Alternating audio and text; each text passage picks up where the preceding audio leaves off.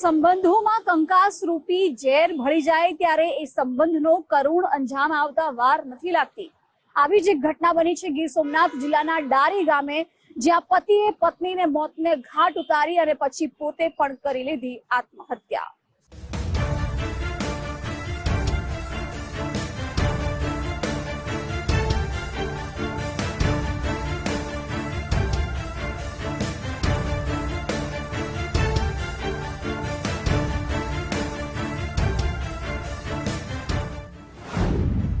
ત્રેવીસ વર્ષના લગ્ન સંબંધમાં ઘાતકી વળાંક, ઘર કંકાસમાં લોહિયાળ ખેલ, પત્નીની હત્યા કરી પતિએ કરી આત્મહત્યા। લગ્ન જીવનમાં નાના મોટા ઝઘડા તો થતા રહેતા હોય છે, પરંતુ ક્યારેક આ ઝઘડા ઉગ્ર બન્યા બાદ તેમાં લોહિયાળ ખેલ ખેલાઈ જતો હોય છે। આવું જ બન્યું છે ગીર સોમનાથ જિલ્લાના નાના ડારી ગામમાં। ડારી ગામમાં હાલ હાહાકાર મચી ગયો છે, કારણ કે અહીં થઈ છે એક ઘાતકી હત્યા। હત્યા એક મહિલાની થઈ।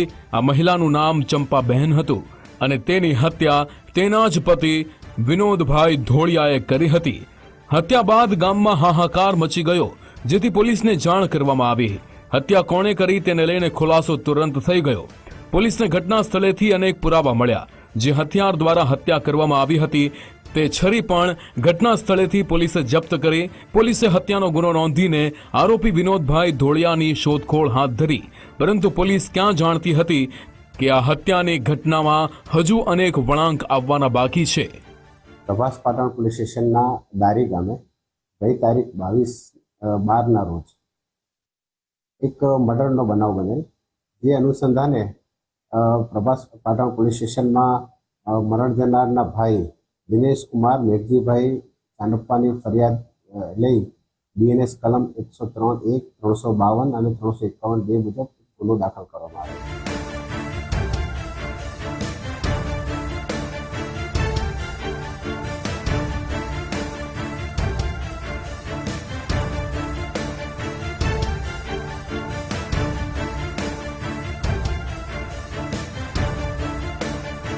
પોલીસ સામે અહીં એ સવાલ હતો કે શા માટે વિનોદભાઈ પોતાની જ પત્નીની હત્યા કરી। એવું તો શું બન્યું હતું કે પતિ પોતાની જ પત્નીની હત્યા કરી નાખે। એક તરફ પોલીસ આરોપીની શોધખોળ હાથ ધરી, તો બીજી તરફ પોલીસ સામે રહેલા તમામ સવાલોના જવાબ શોધવાનું શરૂ થયું। પોલીસની પ્રાથમિક તપાસમાં સામે આવ્યું કે વર્ષ 2002માં ચંપાબહેન અને વિનોદભાઈના લગ્ન થયા હતા। લગ્ન બાદ થોડા વર્ષો સુધી સંબંધો સારા ચાલ્યા। ત્યારબાદ પતિ પત્ની વચ્ચે નાની મોટી વાતમાં ઝઘડા શરૂ થઈ ગયા। ઝઘડા એટલા બધા વધી ગયા કે ચંપાબહેને પોલીસ ફરિયાદ કરી। પતિ વિનોદ ચંપાબહેનને ત્રાસ આપતો હતો, જેથી ચંપાબહેને પતિના ઘરને છોડીને પિયર રહેવા આવતા રહ્યા। ચંપાબહેને ભરણ પોષણ માટે કોર્ટમાં કેસ પણ કર્યો, પરંતુ વિનોદભાઈએ આ સંબંધનો કરુણ અંત લાવવાનું નક્કી કરી લીધું હતું। મરણ જનાર હિનાબેન ઉર્ફે ચંપાબેન વિનોદભાઈ ધોળિયા, તેઓના લગ્ન 2002માં તાંતીવેલા ગામે થયા હતા।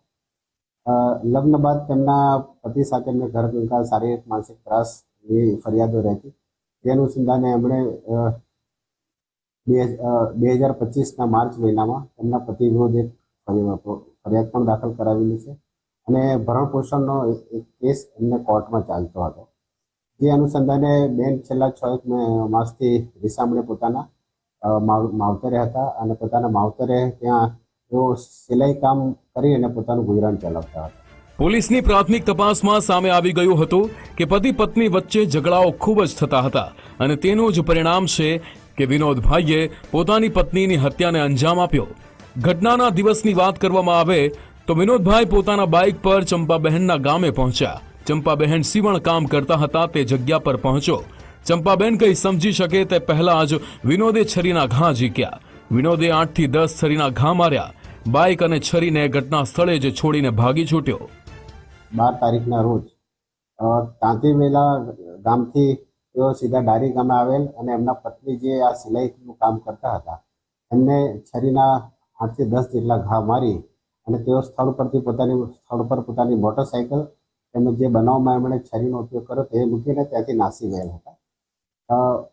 જે ઈજા પામનાર બેન હતા એમને સારવારથી હોસ્પિટલ આવતા ડૉક્ટર એમને મરણ જાહેર કર્યા। બનાવ બાદ આરોપી ત્યાંથી ફરાર થઈ ગયો હતો આરોપીને પકડવા માટે સ્થાનિક પોલીસ, એલસીબી અને એસઓજીની તમામ ટીમો કાર્યરત હતી. તેમ છતાં મોડી સાંજ સુધી આરોપી મળી ન આવેલ.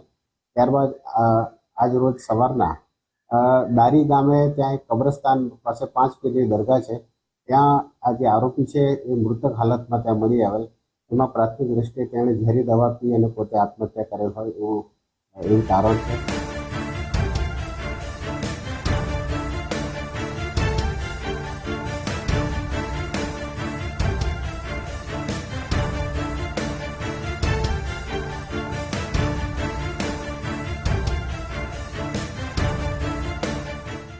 પોલીસે આરોપીની શોધખોળ હાથ ધરી, પણ ગણતરીના કલાકોમાં જ વિનોદભાઈની લાશ પણ પોલીસને મળી આવી. પોલીસની પ્રાથમિક તપાસમાં સામે આવ્યું છે કે હત્યા કર્યા બાદ વિનોદે ઝેરી દવા પીને આત્મહત્યા કરી નાખી. હાલ તો પોલીસે ગુનો નોંધી સઘન તપાસ આરંભી છે. ડારી ગામ જેવા નાના ગામમાં હત્યાનો બનાવ બનતા સોપો પડી ગયો છે, પરંતુ આ ઘટના પરથી એ સાબિત થાય છે કે જ્યારે મીઠા કંસારમાં કંકાસનો કડવો સ્વાદ ભળી જાય ત્યારે સંબંધોનો અંત કરુણ જ થતો હોય છે. ચેતન અપારનાથી